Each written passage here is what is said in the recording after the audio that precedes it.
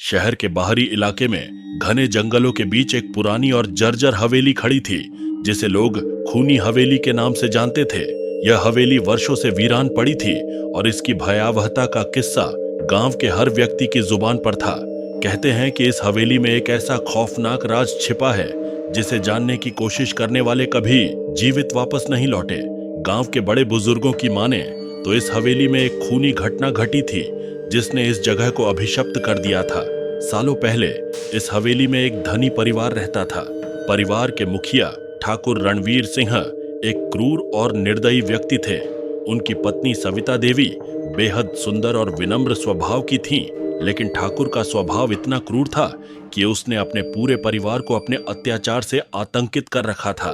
एक रात ठाकुर के भीतर का दानव पूरी तरह जाग गया। वह शराब के नशे में धुत होकर हवेली के भीतर घूमा और उसके हाथ में एक धारदार खंजर था। उसने बिना किसी कारण अपने नौकरों को मौत के घाट उतार दिया। उस रात हवेली में चीखें गूंजी, दीवारें खून से लाल हो गईं और हवेली के हर कोने में खौफ फैल गया। उस रात ठाकुर ने अपनी पत्नी सविता देवी की भी हत्या कर दी। सविता देवी की आत्मा ने अपनी मौत से पहले हवेली को श्राप दे दिया। वह श्राप था कि जो भी इस हवेली में कदम रखेगा वह एक भयानक अंत को प्राप्त होगा। सविता देवी की आत्मा को कभी शांति नहीं मिली और वह हवेली में भटकती रही।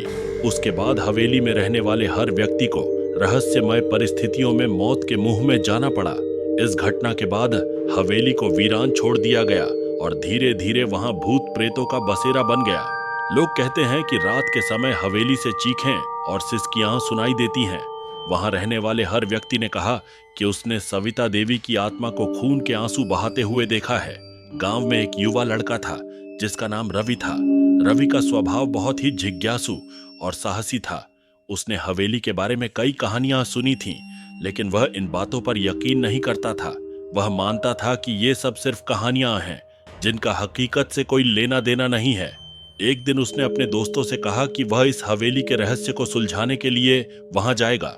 उसके दोस्तों ने उसे ऐसा न करने की सलाह दी, लेकिन रवि ने ठान लिया था कि वह हवेली में जाएगा।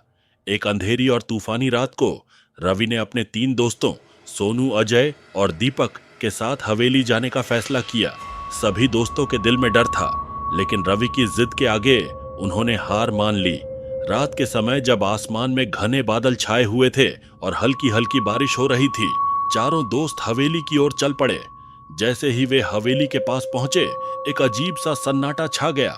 हवेली की खिड़कियां टूटी हुई थीं और दरवाजे की चरमराहट से लगता था कि वह सालों से नहीं खोला गया था।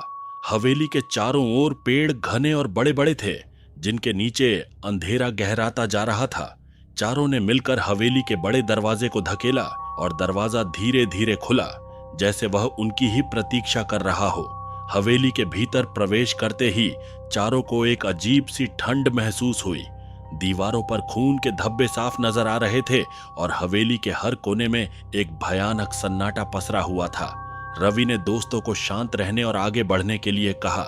सभी ने अपने दिल की धड़कनें महसूस की, जो इतनी तेज थीं कि वह सन्नाटे को चीर रही थीं। वे सभी हवेली के भीतर धीरे धीरे आगे बढ़ने लगे। हवेली के भीतर पुराने फर्नीचर टूटे फूटे पड़े थे और जगह जगह मकड़ी के जाले थे।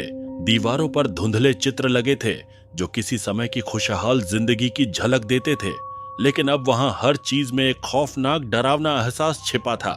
अचानक हवेली के किसी कोने से एक भयानक आवाज आई, जैसे कोई भारी वस्तु गिर गई हो। सभी दोस्त डर के मारे कांप उठे, लेकिन रवि ने उन्हें हिम्मत बंधाई और आगे बढ़ने को कहा। वे धीरे धीरे हवेली के उस कमरे में पहुंचे जहां एक विशाल चित्र लगा था। यह चित्र सविता देवी का था। उसके चेहरे पर एक मासूमियत थी, लेकिन उसकी आंखें, वो आंखें जैसे जिंदा थीं। जैसे ही रवि ने चित्र को गौर से देखा, अचानक चित्र की आंखों से खून के आंसू टपकने लगे। सभी दोस्त हड़बड़ा गए और पीछे हटने लगे। चित्र से खून बहता देख सोनू चीख पड़ा, यहां से भागो, हमें यहां नहीं रहना चाहिए। लेकिन जब वे भागने के लिए मुड़े तो दरवाजे अपने आप बंद हो गए। तभी एक ठंडी हवा का झोंका आया और हवा में सिसकियों की आवाज गूंजने लगी। यह आवाज सविता देवी की आत्मा की थी, जो अपने दर्द और यातना की कहानी सुना रही थी। दीवारों पर लगे पुराने चित्रों से खून बहने लगा। फर्श पर खून के निशान उभर आए और हवेली में चीखें गूंजने लगीं। यह चीखें इंसानों की नहीं बल्कि उन आत्माओं की थीं जो इस हवेली में मारी गई थीं। अचानक हवेली के चारों ओर एक भयानक चीख गूंजने लगी और हर चीज हिलने लगी। दीवारों पर खून की बूंदें टपकने लगीं और फर्श पर खून के निशान स्पष्ट हो गए। चारों दोस्त अब आतंकित हो चुके थे। दीपक ने भागने की कोशिश की, लेकिन उसके पैर किसी अदृश्य शक्ति ने जकड़ लिए। सोनू और अजय ने दरवाजा खोलने की कोशिश की, लेकिन वह बंद ही रहा। तभी अचानक हवेली के अंदर अंधेरा छा गया और जब रोशनी वापस आई तो उनके सामने सविता देवी की आत्मा प्रकट हुई। उसकी आंखें जल रही थीं और उसके हाथ में वही खंजर था जिससे उसकी हत्या की गई थी। वह धीरे धीरे रवि की ओर बढ़ने लगी।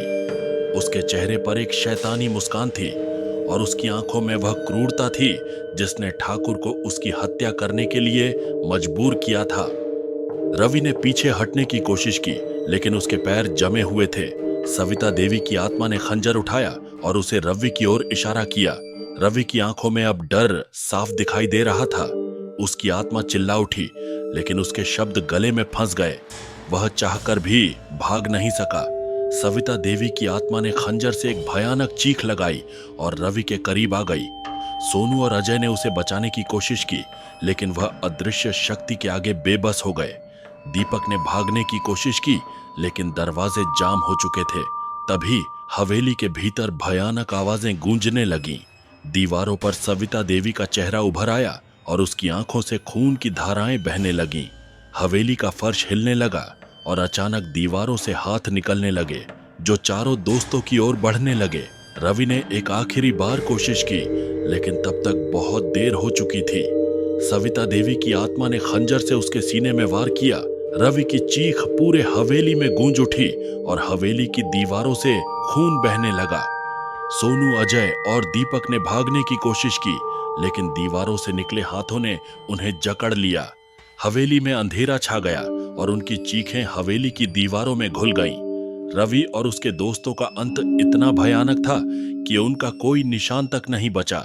हवेली में उनके साथ क्या हुआ यह कोई नहीं जान सका, लेकिन उनके जाने के बाद हवेली में रात को चीखें और भी तेज हो गईं। आज भी खूनी हवेली का रहस्य अनसुलझा है। लोग कहते हैं कि अब वहां सविता देवी की आत्मा के साथ साथ रवि और उसके दोस्तों की भी आत्माएं भटकती हैं। जो भी इस हवेली में जाने की हिम्मत करता है वह फिर कभी वापस नहीं लौटता, और जो लौटता है वह केवल खौफ की कहानियां लेकर आता है जिन्हें सुनकर रोंगटे खड़े हो जाते हैं।